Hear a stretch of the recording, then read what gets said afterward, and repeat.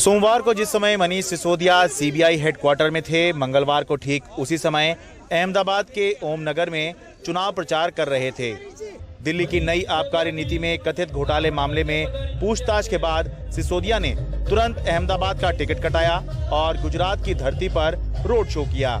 Surprise होगा लोगों को अगर सीबीआई प्रेस रिलीज जारी करेगी, हाँ जी हमने ऑपरेशन लोटस किया था, लेकिन एक्साइज पॉलिसी पे कहीं फोकस नहीं है। एक्साइज पॉलिसी में कहीं कोई करप्शन नहीं है, एक्साइज पॉलिसी में कहीं कुछ नहीं मिल रहा है उनको। ये बात कल की पूछताछ से ये और साबित हो गई मेरे सामने कि सब पूरी तरह से फर्जी मनगढ़ंत कहानियां बनाई हुई हैं। लेकिन ओवरऑल कल का मुझे बुलाने का मकसद वहां यही था कि मुझे इस बात के लिए डराया जाए कि किसी तरह से मैं आप छोड़ने को तैयार हो जाऊं, मैं किसी तरह से बीजेपी में शामिल होने को तैयार हो जाऊं। मैंने साफ साफ कह दिया, भारतीय जनता पार्टी इतनी गंदी पार्टी है कि इसमें शामिल होना अपने आप को खत्म करना है, अपनी आत्मा को मारना है किसी भी कीमत पे।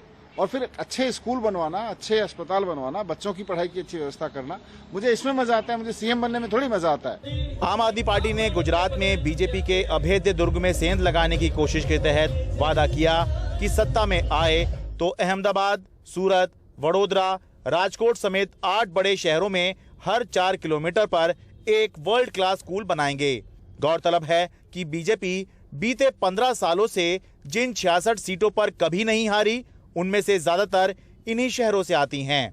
या यूं कहें कि पिछली बार बीजेपी की 2/3 सीटें जिस गढ़ से आई थी, आम आदमी पार्टी उसे ढहाने की कोशिश में लगी है। राज्य की सत्तारूढ़ बीजेपी गुजरात गौरव यात्रा के तहत अपने सभी बड़े नेताओं को चुनाव प्रचार में उतारे हुए है। मंगलवार को आणंद के आंकलाव में जनसभा को संबोधित करते हुए केंद्रीय मंत्री स्मृति ईरानी ने कांग्रेस नेता राहुल गांधी पर निशाना साधा और पूछा कि आखिर क्यों कांग्रेस की भारत जोड़ो यात्रा गुजरात में नहीं आ रही। जिन लोगों ने भारत के टुकड़ा होने का नारा दिया, आज वो तुम्हारी यात्रा में तुम्हारे संग डफली बजाते हैं। इन प्रश्नों का उनके पास उत्तर नहीं,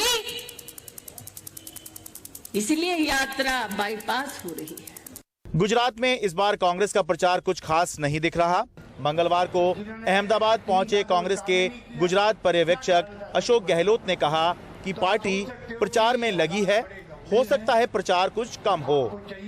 राहुल जी का जो अनुभव है फील्ड का, और जब यात्रा पूरी हो जाएगी तो पूरे देश का जो एक ऑरा होता है, जैसे पंडित नेहरू ने जो डिस्कवरी ऑफ इंडिया लिखी थी, तो एक जब आप गांव-गांव जाते हो, लोगों से मिलते हो, तो वहाँ सामाजिक, आर्थिक, राजनीतिक, ज्योग्राफी की सबकी जानकारी मिलती है आपको।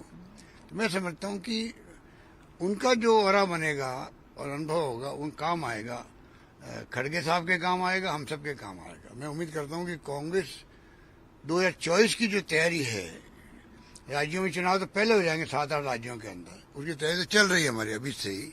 मैं अभी गुजरात से आ रहा हूँ और वहाँ भी शानदार मुकाबला है।